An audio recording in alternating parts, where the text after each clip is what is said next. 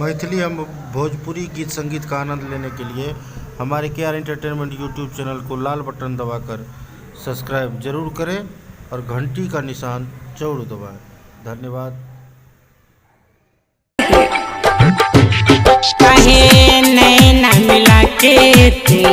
दूर भइलू, काहे नैना मिला के दूर भइलू, का कमी रहे जे भूल गइलू, हाँ भूल गइलू, काहे नैना मिला के तू दूर भइलू, का कमी रहे जे भूल गइलू, हाँ भूल गइलू।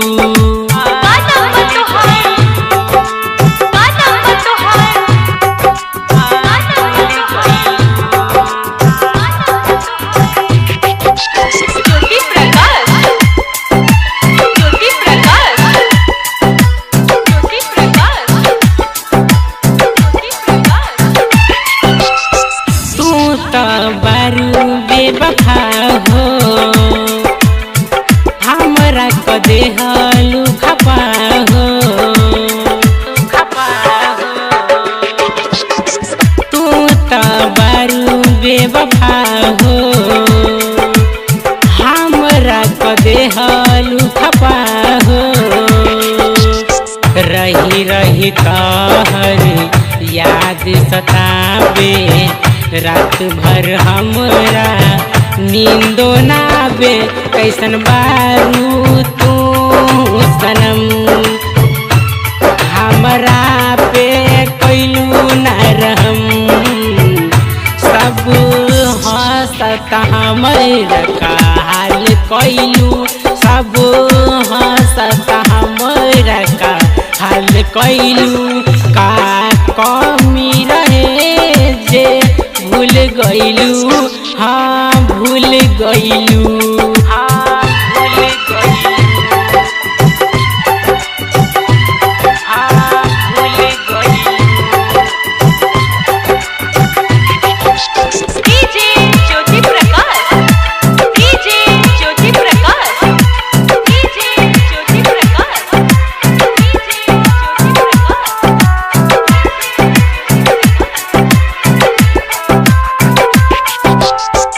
तोहर पर है हमरा यास हो, तही से कैलू तू निराश हो, तोहर पर है हमरा यास हो,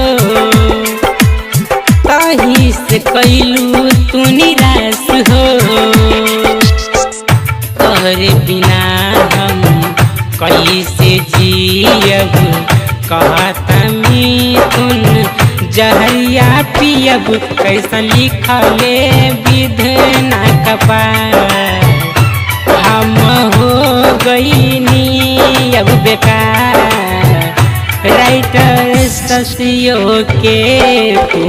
हाथ धइलू, राइटर शशियो के तू हाथ धइलू, का कमी रहे जे भूल गइलू।